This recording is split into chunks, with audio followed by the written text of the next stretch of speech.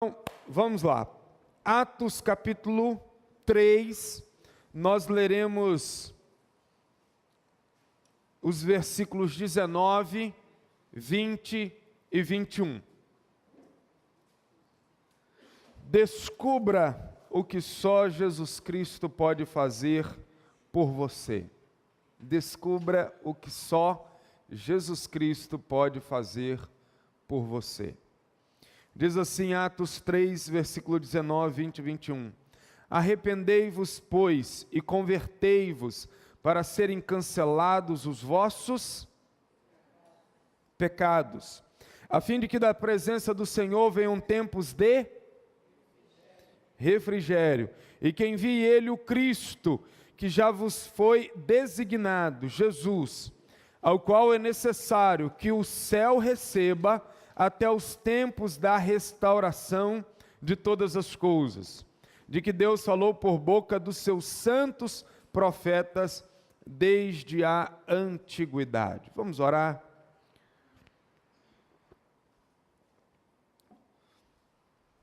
Deus, poder abrir a Tua palavra, lê-la e ainda meditar. É para nós, Deus, um privilégio sem tamanho. Nós te pedimos, meu Deus, que estas verdades cheguem ao profundo do nosso coração e gerem as mudanças necessárias para que vivamos a vida que o Senhor deseja para nós.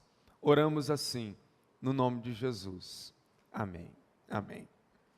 Queridos, em 1993, foi lançado um comercial na TV que divulgava uma empresa de eletrônicos, na sua versão TV e videocassete, que tinha como slogan a frase: tem coisas que só a Philco faz para você. Quantos aqui lembram? A velha guarda lembra,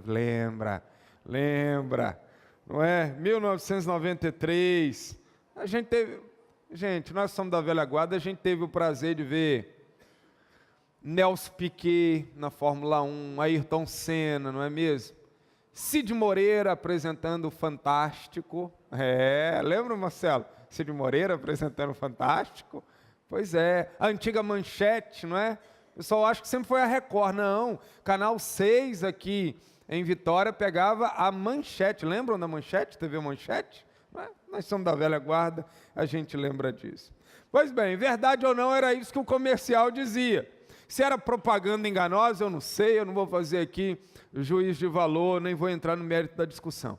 Mas a gente pode pegar carona nessa frase da Philco e podemos aplicá-la em muitos outros contextos, não é? Por exemplo, tem coisas que só o seu marido faz por você. Tem coisas que só a sua mulher faz por você. Tem coisas que só os seus pais fazem por você. Tem coisas que só o médico faz para você. Tem coisas que só os remedinhos, né? Quem gosta de remedinhos, só os remedinhos fazem por você. Tem coisas que só o seu pastor faz por você. E subindo assim um pouco o nível da conversa, eu posso afirmar que tem coisas que só Jesus Cristo faz por você. Certas coisas os seus pais não podem fazer por você, o seu cônjuge não pode, o seu médico não pode, o seu pastor não pode, os anjos não podem, os políticos muito menos, não é? O dinheiro não pode, só Jesus Cristo pode fazer por você. Então, a partir de agora, eu quero que você olhe para o texto sagrado e observe o que só Jesus Cristo pode fazer por você. Em primeiro lugar, só Jesus pode lhe oferecer perdão. Versículo 19, diz assim: arrependei-vos, pois, e convertei-vos para serem cancelados os vossos pecados. Eu Eu vivo num tempo em que o pecado tornou-se um ponto de vista. Melhor, o pecado tornou-se questão de ponto de vista. Tipo, o que é pecado para você pode não ser pecado para mim. Isso é relativismo moral. Mas eu vivo num tempo também em que o termo pecado ficou desgastado e já não comunica com essa atual geração. Hoje o pessoal faz piada com o pecado. Hoje o pecado tornou-se tema de novela, tornou-se título de peça teatral, tornou-se nome de filme. E por quê? Porque essa atual geração quer tornar o pecado coisa normal, coisa comum, coisa banal. Eu vivo também num tempo em que as pessoas já não ligam mais, já não fazem mais a conexão dos seus problemas pessoais, conjugais, familiares, sociais, físicos ao pecado. Porque afinal, essa geração acredita que não há consequência para o pecado. Essa atual geração acha que no final tudo vai acabar em pizza e que esse negócio de pecado é uma balela e que o pecado não sai caro e que isso é coisa de religião. Eu vivo num tempo também em que quem peca mais é mais esperto. Pecar tornou-se sinônimo de ser esperto, de ser articulado, de ser proativo. O cara roubou, ele é esperto. O cara trai a esposa dele, esperto. O cara faz todo mundo de bobo, esperto. Até um slogan que diz que o mundo é dos espertos. Eu vivo num tempo também em que pecado é não fazer o que vai te dar prazer. O slogan dessa geração é o seguinte: vai te dar prazer, vai te fazer feliz, então, viva o momento, faça o que você quer, experimente disso, vá até o final. Não é pecado. Pecado é não ser feliz a qualquer preço. Eu vivo também num tempo em que pecado virou sinônimo de faltas comuns e não de violação aos mandamentos de Deus. O que eu quero dizer com isso? Tipo assim, o sujeito não vai ao almoço de família no domingo que eles tinham combinado. Daí então, o irmão desse, o encontra durante a semana e diz assim: cara, você não compareceu ao almoço da família, que pecado você cometeu. O outro diz assim: rapaz, é um pecado aquele jogador ter perdido aquele gol na cara do goleiro. Um outro ainda diz assim: rapaz, foi um pecado você não ter gostado daquele filme. Aquele filme é muito massa. Então veja, pecado está se tornando sinônimo de foi mal, de desculpa aí. Pecado está se tornando sinônimo de erro, comum, banal. Pecado está sendo reduzido a uma palavra sem impacto nessa atual geração. Mas o que essa atual geração não consegue entender é que se não fosse o pecado, estaríamos nesse exato momento no paraíso. A conta do pecado continua sendo cara e para sempre será cara demais. Essa geração atual precisa entender que a causa de estarmos nesse mundo caótico, de relacionamentos caóticos, de uma sociedade caótica, de uma vida caótica é o pecado. O pecado gerou esse caos no qual vivemos. Não fosse o pecado e nós estaríamos numa perfeita relação de amizade com Deus. Não fosse o pecado de Adão e Eva lá no jardim, e nós seríamos perfeitos. Não fosse o pecado e a nossa casa não seria esse mundo poluído, esse mundo de desigualdades, esse mundo de injustiças, esse mundo de mortes. A nossa casa seria um paraíso. Não fosse o pecado e nós não morreríamos, não saberíamos o que é câncer, não saberíamos o que é AIDS, não saberíamos o que são doenças coronárias, não saberíamos nada disso. Não fosse o pecado, e o diabo não estaria manipulando os seres humanos, possuindo os seres humanos, não estaria oprimindo os seres humanos, não estaria roubando, matando e destruindo. Não fosse o pecado, e não haveria nesse exato momento pessoas chorando. Não fosse o pecado e não haveria pessoas nessa hora deprimidas, angustiadas. Não fosse o pecado e nós então teríamos uma outra vida. Escute, esse pecado que essa atual geração despreza é o pecado que gera a morte. Porque o salário, o fruto, o resultado do pecado, Romanos 6:23 diz, é a morte. E esse pecado que é como um câncer dentro do ser humano, destruindo. Esse pecado que leva o ser humano a cometer os atos mais abomináveis. Esse pecado que depravou a natureza humana, só pode ser cancelado por Jesus Cristo. E aí você me pergunta assim, mas o que significa esse cancelar, Welton? Essa palavra cancelar aqui no texto significa limpar esfregando até apagar e remover.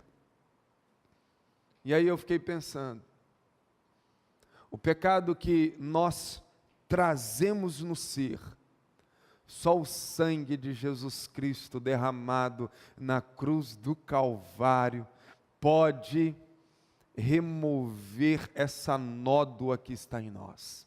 Só o sangue de Jesus, só esse sangue pode limpar e sair esfregando e tirando de sobre nós todo esse mal, tirando de nós toda essa mancha das nossas vidas. É por isso que nessa noite eu digo a você, tem coisas que só Jesus Cristo faz por você.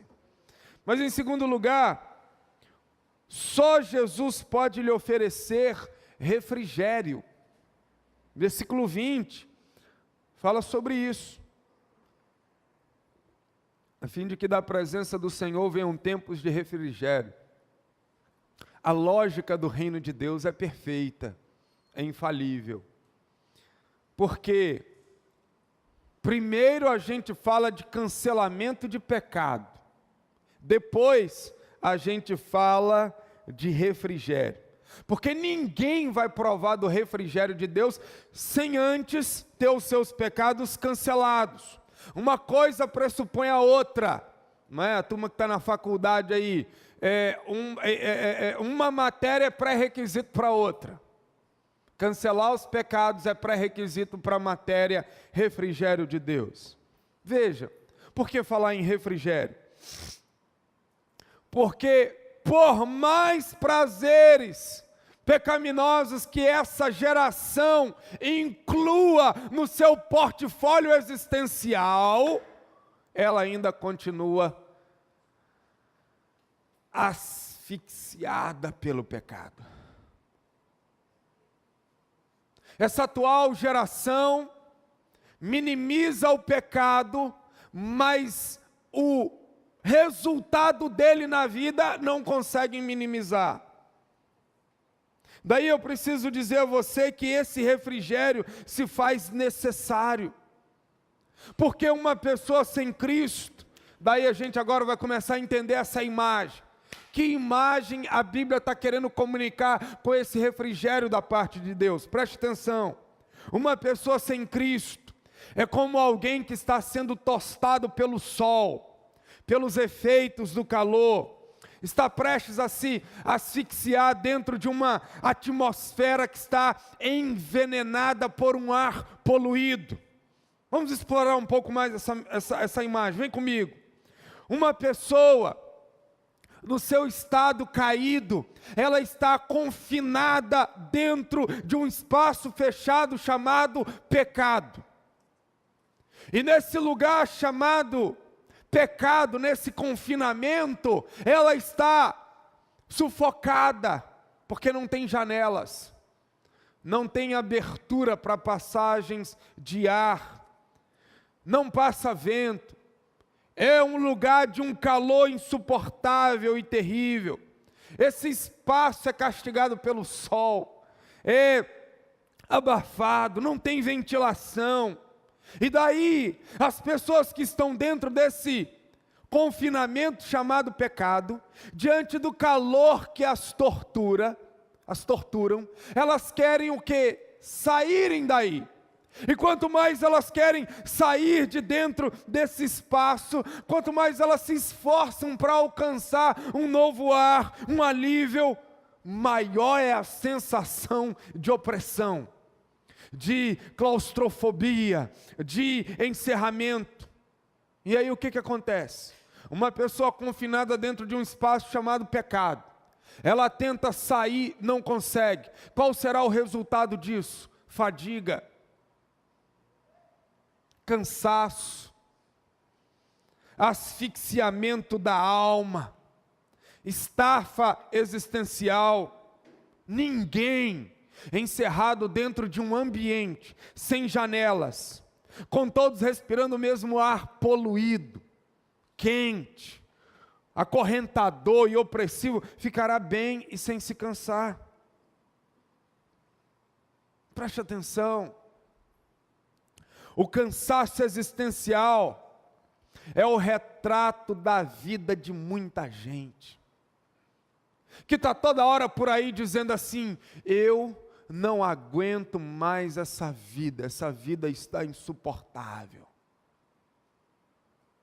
Quem está dentro desse confinamento chamado pecado, está dizendo aí: eu não quero mais viver. Está por aí dizendo: eu já cansei de tudo, eu estou agora desesperado. Tem gente por aí gritando assim por socorro: ei, eu preciso de um estímulo, eu preciso de pílulas, eu preciso de um tônico, eu preciso de algo que me faça seguir em frente na vida, mas ao mesmo tempo eu preciso de algo que me faça descansar, algo que me traga um refrigério para a alma, algo que me traga um descanso, um alívio. Mas elas não conseguem descansar. As pessoas estão em demasiada tensão, tudo se fecha sobre elas, o calor pesa sobre elas, o ar não é suficiente, daí elas chegam à conclusão de que não tem mais nada a fazer a não ser desistir da própria vida, se entregar, desesperar, ser vencida pelo estresse, pela tensão, pelo desespero, pela escuridão, pelo mal. E aí elas estão dentro desse confinamento, chamado pecado, não estão aguentando. De repente alguém aparece e diz assim: ei, eu tenho um caminho de felicidade para você. E a pessoa pergunta: o que é? E o cara diz: são drogas. Drogas podem trazer um alívio para você. Aí um outro diz assim: não, a religião vai ser um caminho mais suave para você.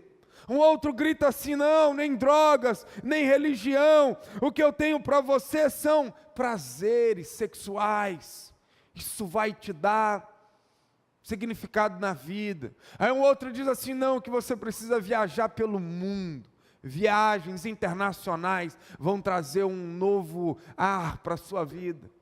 O outro diz, não, nada disso, que você precisa é de meditação transcendental. Isso vai mudar a sua vida. E daí? Quanto mais elas tentam, nesses caminhos, mais frustradas elas ficam, porque depois de qualquer dose dessa, o que vem é a frustração. E quanto mais elas pensam sozinhas, quanto mais elas pensam sobre o futuro, mais elas são assombradas pela pergunta: o que é que vem depois da morte?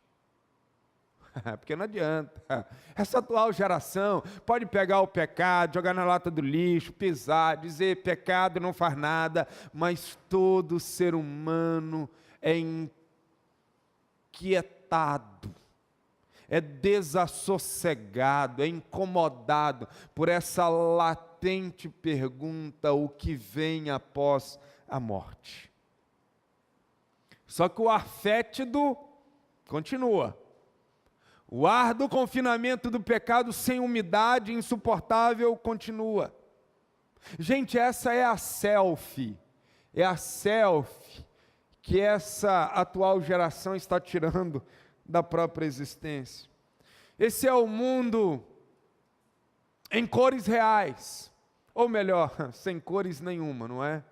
Isso aqui é o mundo daltônico das pessoas. Veja bem, a humanidade fechou em si mesma, os homens fecharam-se em si mesmos, eles fechavam as janelas que davam para o céu.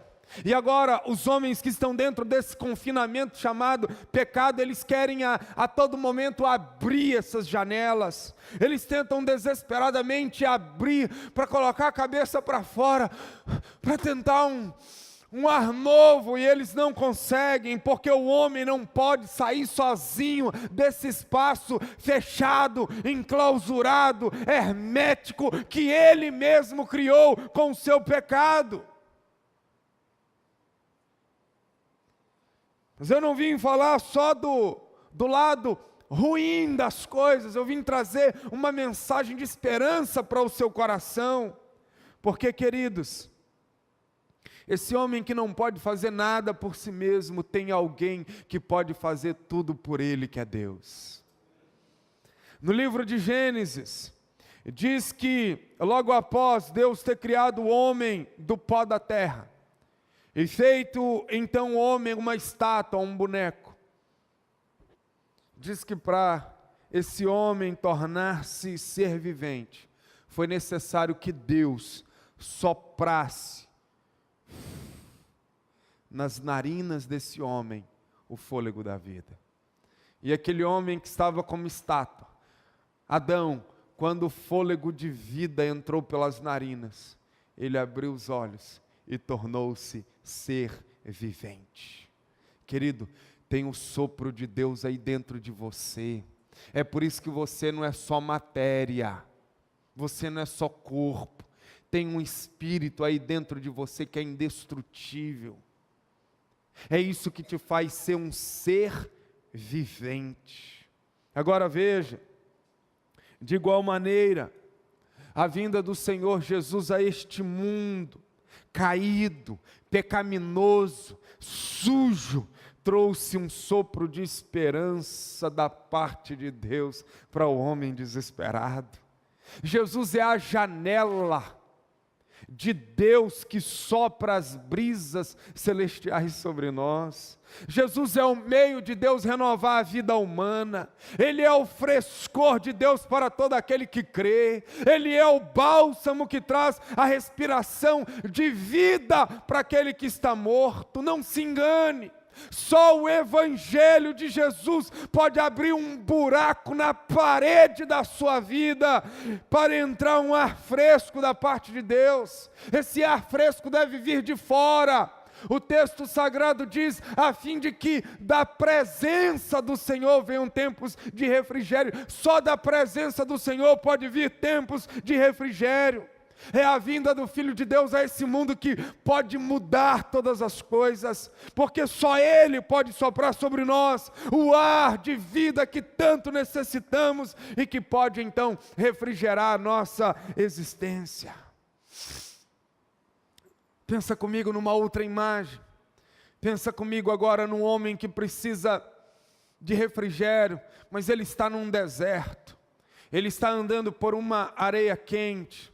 Ele está subindo dunas, está descendo dunas. Tudo que ele consegue ver como água são miragens. Quando ele se aproxima, a miragem se estende para além dele e a frustração o domina. Esse homem que anda perdido pelas dunas da existência, oprimido pelo calor do sol, precisa entender que o oásis de Deus nesse deserto é Jesus Cristo. Jesus Cristo é o sopro de Deus para o alívio do homem. A salvação em Cristo Jesus, queridos, ela vem como uma brisa, ela vem como um ar fresco, que transforma a atmosfera assim pesada num campo verdejante, gostoso, para a gente deitar e se deliciar, que quebra a atmosfera opressiva e pesada do pecado. Foi isso que aconteceu na minha vida. Eu sei o que é essa falta de ar espiritual, eu sei. Mas no dia 18 de novembro de 1998, eu estava numa festa de Halloween na praia de Itapuã, ali dentro, me sentindo mal dentro daquela festa, me sentindo num estado de angústia e depressão. Ali Deus começou a falar comigo. Eu saí daquela festa, fui para casa de um amigo, o Márcio. Nós passamos uma noite inteira, não é hipérbole, uma noite inteira conversando. Naquele domingo pela manhã eu saí da casa dele, estava indo em direção à minha casa, quando no meio do caminho eu disse: o velho Elton acaba de morrer aqui. Eu parei no meio do caminho, fiz uma oração para Deus, ali me sepultei em nome de Jesus, e ali eu recebi esse ar fresco, e agora eu tenho esse refrigério de Deus na minha vida.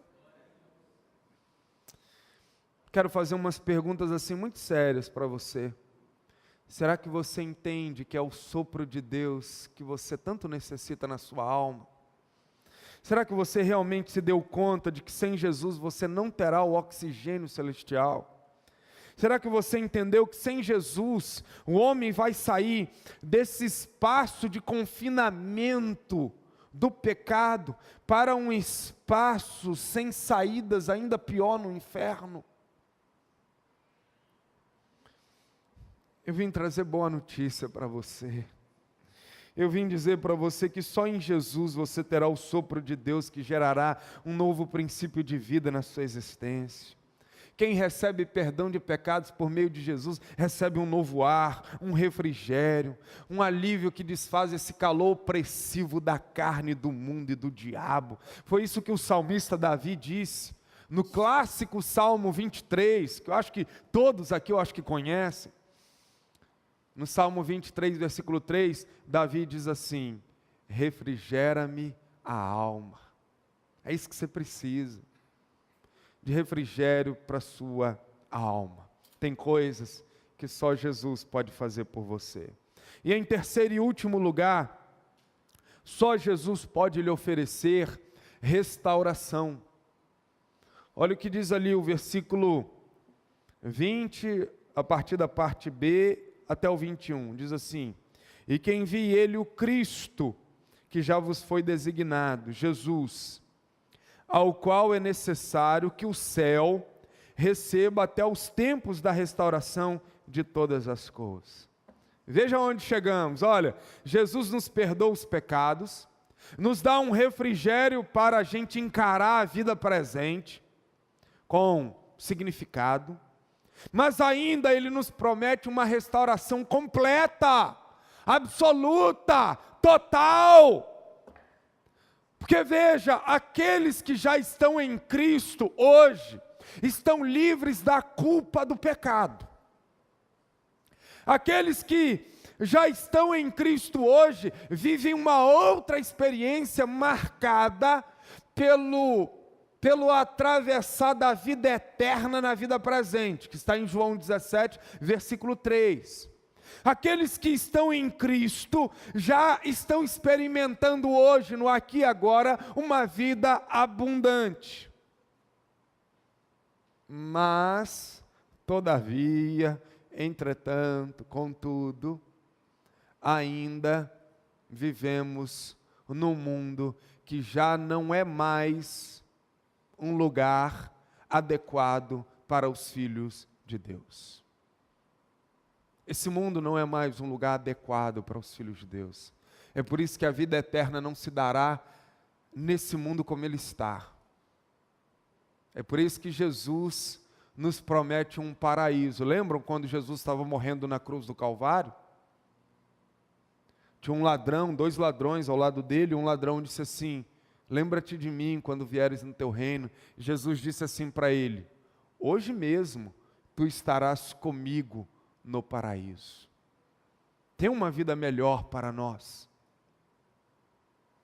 Tem uma vida abundante, plena para nós. Mas ainda não chegamos lá. Ainda estamos num mundo caído. Ainda vivemos num corpo que Paulo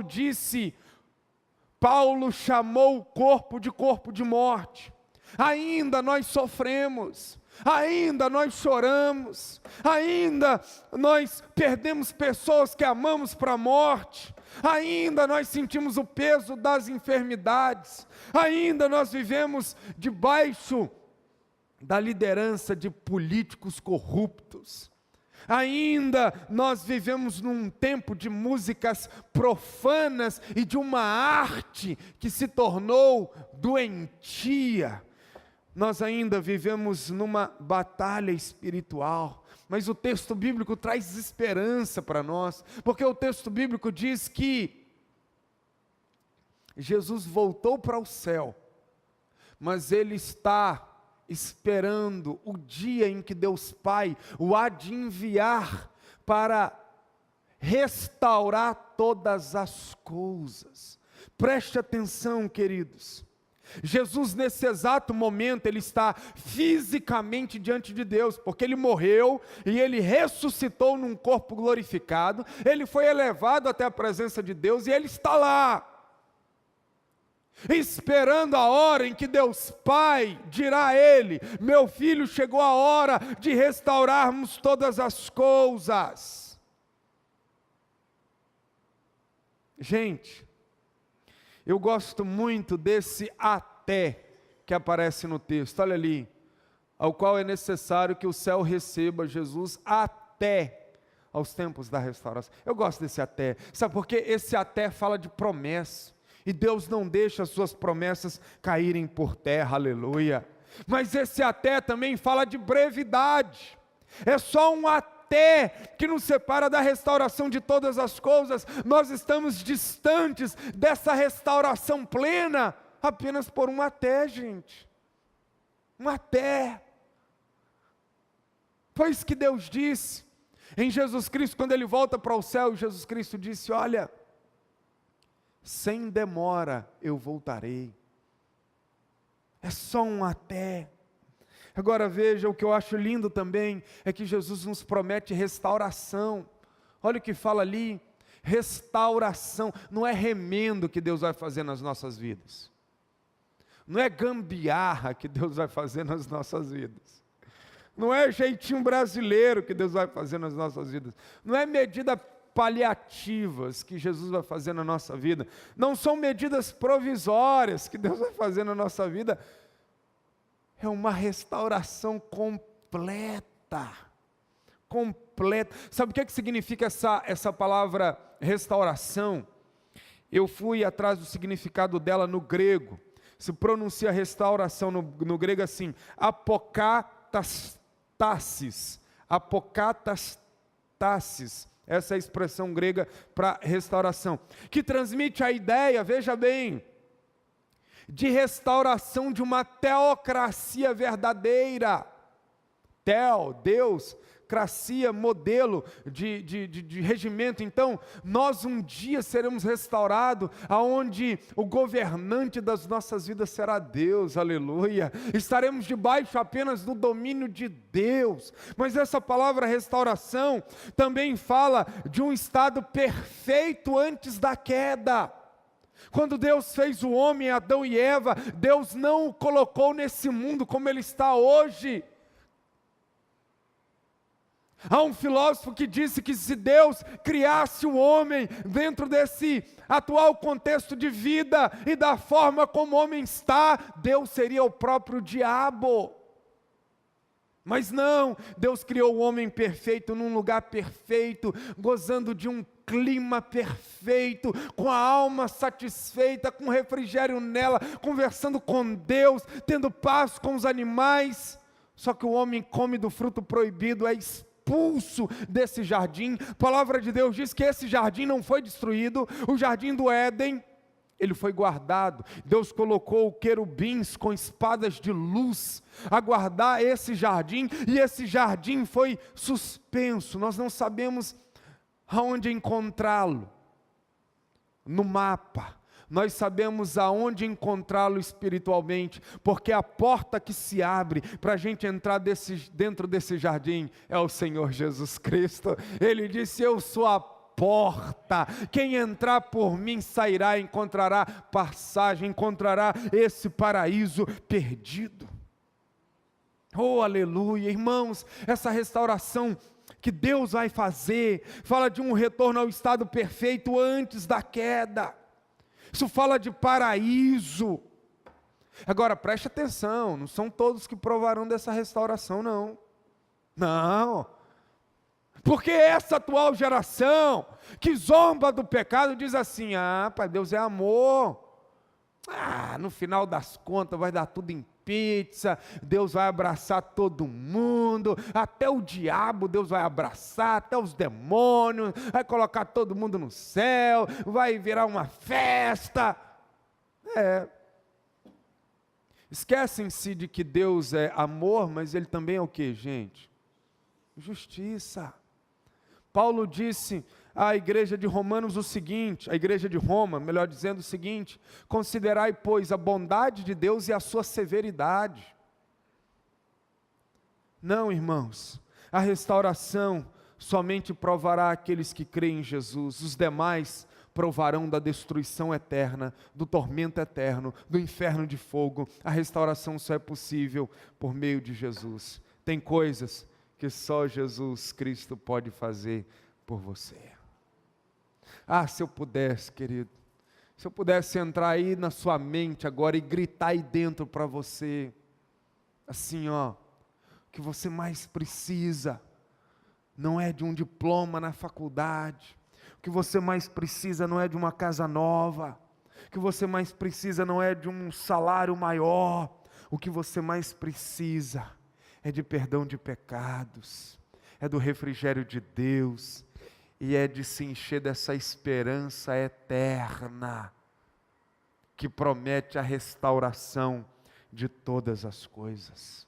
Se eu pudesse, eu entrava aí dentro da sua mente e escrevia isso com letras de fogo. Eu não quero dizer que você não tenha que estudar, trabalhar, crescer socialmente. Claro, a gente está nesse mundo ainda, então a gente tem que estudar, trabalhar, mas isso não é a coisa mais importante da sua vida. A coisa mais importante da sua vida, nessa vida, é se preparar para a outra vida. Isso é a coisa mais importante da vida. Eu concluo dizendo o seguinte, eu concluo com uma pergunta assim importantíssima. Você deve estar se fazendo aí, você deve estar se fazendo uma pergunta, ou se você não está se fazendo, devia estar se fazendo. A pergunta é: como eu posso me apropriar desse perdão, desse refrigério e dessa restauração? Fala aí, Welton, como é que eu posso experimentar do perdão, do refrigério e da restauração que só Jesus Cristo pode dar? Veja bem, então vamos lá, ó. Esse perdão, restauração e refrigério não vem a nós automaticamente, tá bom? Você não vai conseguir obter o perdão, o refrigério e a restauração por osmose. Não vai. Você também não vai conseguir perdão, restauração e refrigério nas literaturas, ou nas meditações transcendentais, ou nas religiões. Não! Você só pode experimentar do perdão, do refrigério e da restauração em Jesus, conforme está no texto bíblico, no versículo 19. Olha o que diz aí. O texto bíblico responde essa inquietante pergunta: arrependei-vos, pois, e convertei-vos para.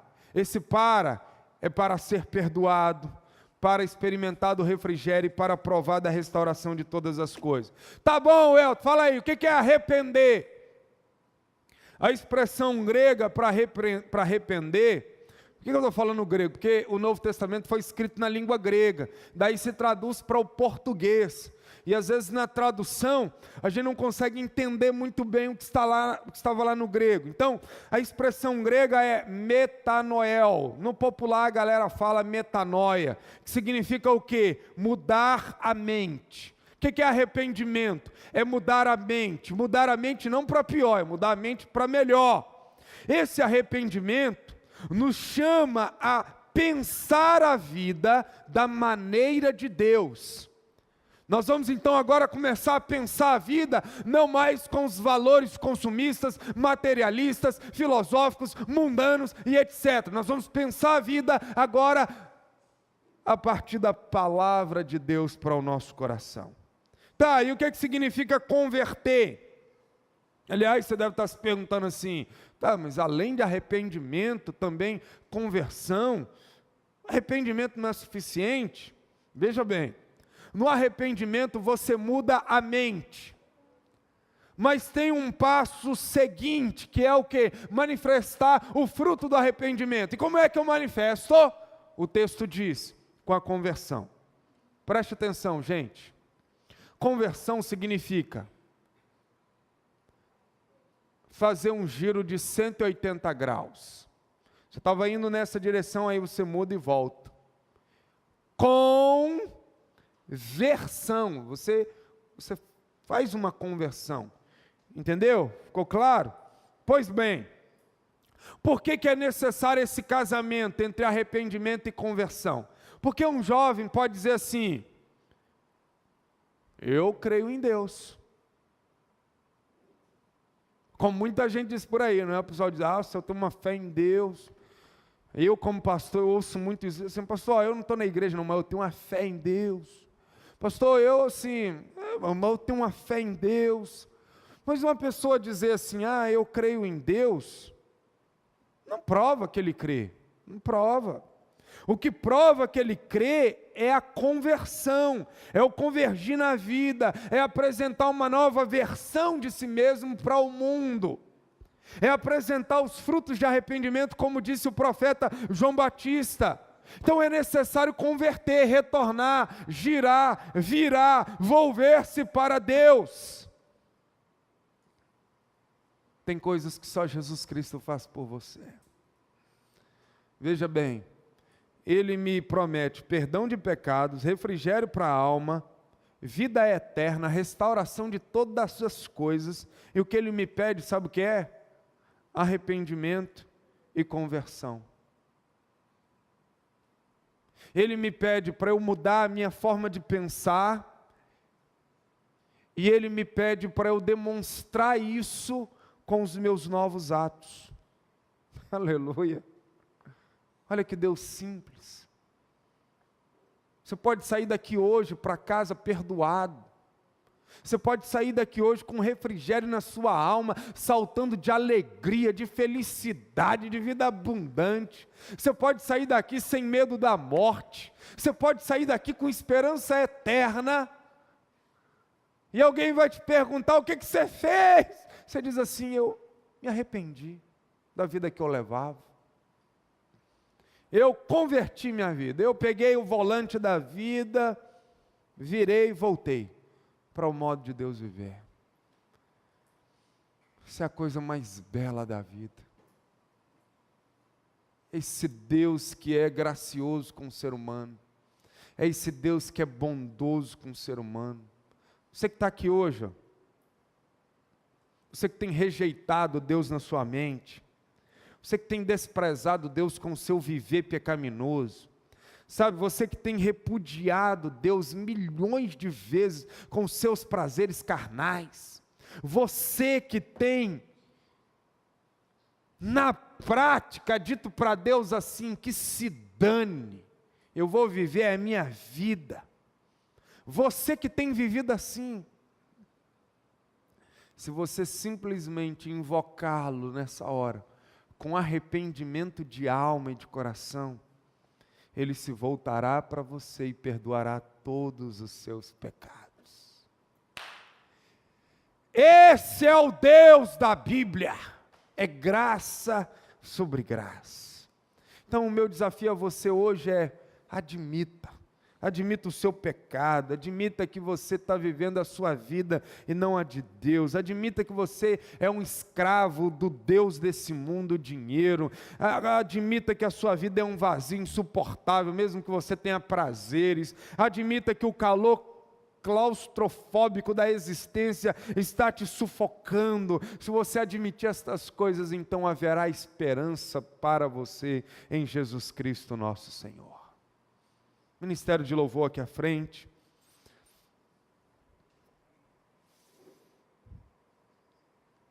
Eu estou aqui dizendo isso, em nome de Jesus Cristo, aquele que veio da parte de Deus a esse mundo, aquele que foi até a cruz do Calvário e morreu por nós, aquele que foi sepultado,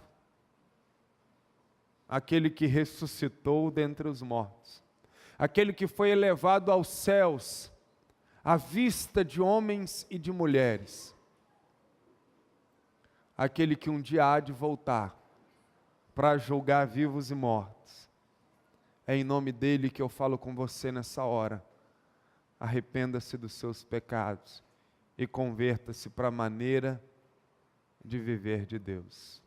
Vamos ficar em pé? Nós vamos cantar essa canção. Enquanto nós cantarmos, eu convido você a pensar na sua vida. Descubra o que só Jesus Cristo pode fazer por você. Só Jesus pode perdoar os seus pecados. Só Ele pode trazer refrigério para a sua alma. Só Ele pode te prometer a restauração de todas as coisas. O diabo está aí toda hora no seu ouvido dizendo que o que você precisa é de mais adrenalina, é de mais prazer, é de mais pecado. O diabo está toda hora te enganando, dizendo que o que você precisa é de mais dinheiro, você precisa é de mais bens, é de mais coisas. Você está dando ouvido a essa voz. Abafe ela agora e dê ouvido a Jesus Cristo, que essa é a voz da verdade. O que realmente você precisa é de perdão de pecados. É isso que vai mudar a sua vida. O que você precisa é desse refrigério que o dinheiro não traz, que o anjo não traz, que família não traz, que amigos não traz, que bebedeira não traz, que rock de fim de semana não traz, que só Jesus Cristo traz. E você precisa elevar os seus olhos. Você está olhando só para o chão, você está só no horizonte dessa vida, quando Deus promete para você uma vida infinitamente melhor, aquela que pode ser chamada de paraíso. Enquanto nós cantarmos aqui, feche seus olhos, fala com Deus, aproveite esse momento, pode ser o último momento para você.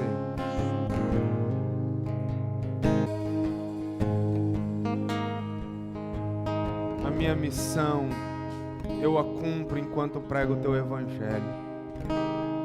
A tua palavra, Deus, está explanada diante desses queridos convidados que aqui estão. Agora, Deus, só o teu Espírito pode levá-los ao convencimento do pecado, da justiça e do juízo. E é isso que eu anseio, Pai. É isso que eu desejo. Que cada um que está aqui nesse templo ou fora dele, nos ouvindo, nos vendo, possa ser, meu Deus, transformados por Cristo Jesus, o nosso Senhor. Deus, que venha sobre os que estão aí com o coração arrependido,